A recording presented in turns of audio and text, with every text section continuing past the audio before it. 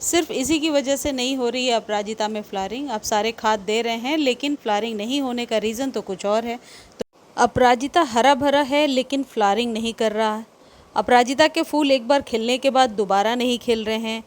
अपराजिता के पत्ते पीले हो रहे हैं। ऐसे कई सारे क्वेश्चंस कमेंट सेक्शन में पढ़ने को मिल रहे हैं। तो आज के वीडियो में आप जानेंगे कि ऐसे किस खाद का हम इस्तेमाल करें जिससे कि कम से कम 6 महीने तक लगातार अपराजिता में फ्लावरिंग होती रहे, जब तक कि दिसंबर का मंथ ना आ जाए।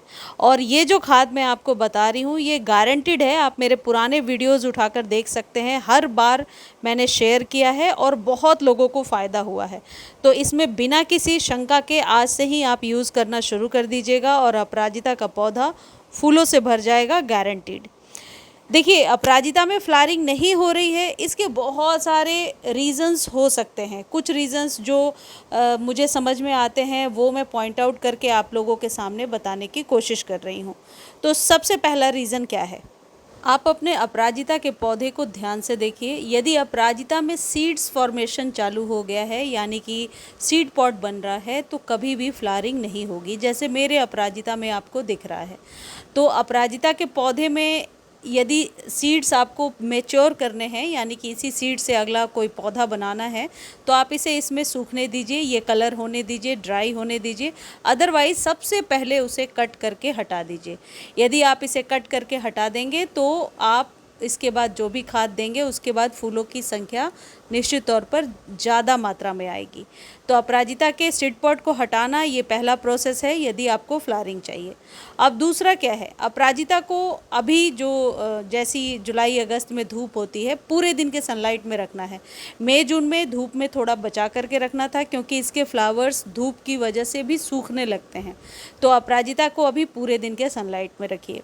तीसरी सबसे इम्पॉर्टेंट चीज़ ये है कि आप इसमें डेली पानी दीजिए, और यदि बारिश आपके यहाँ हो रहा है तो ओपन में रखिए और इसके गमले में लगातार बारिश का पानी जाने दीजिए, जिससे कि ये जितने भी लताओं वाले पौधे होते हैं वो जितना ही फैलेंगे उतना ही ज़्यादा फ्लावरिंग अच्छी हो पाएगी।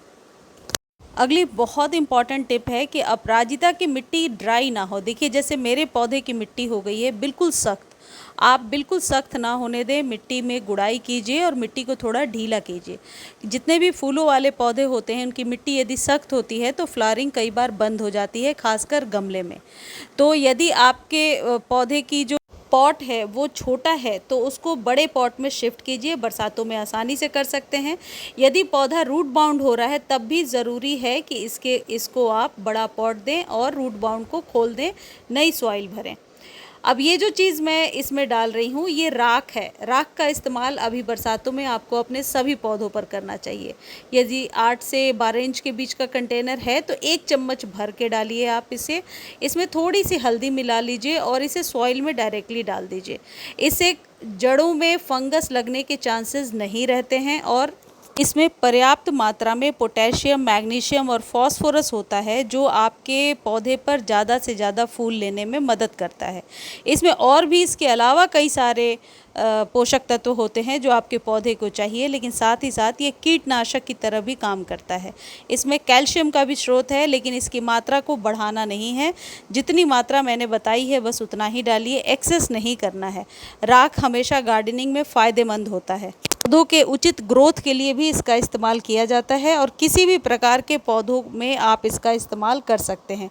राख के इस्तेमाल से मिट्टी के उर्वरक क्षमता को भी बढ़ाया जाता है और पौधों को स्वस्थ और मजबूत बनाने में मदद मिलता है। खासकर जितने ये लताओं वाले पौधे हैं जिसमें मल्टीपल स्टेम्स निकली हुई हैं, इनके लिए राख का इस्तेमाल अब बरसात में ज़रूर कीजिए।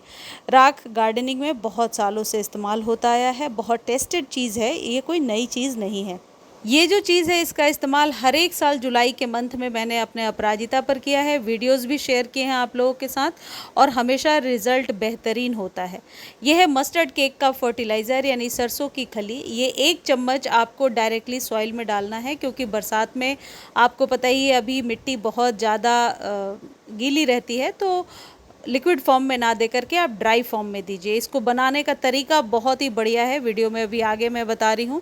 लेकिन ये जो मस्टर्ड केक का फर्टिलाइज़र है, इसमें बहुत सारे ऐसे मिनरल्स और पोषक तत्व हैं ऑर्गेनिक, जिनका इस्तेमाल करने से आपके पौधे की लंबी आयु होती है, यानी पौधा जल्दी ख़राब नहीं होता और लगातार 6 महीने तक इसमें फ्लावरिंग होती रहेगी।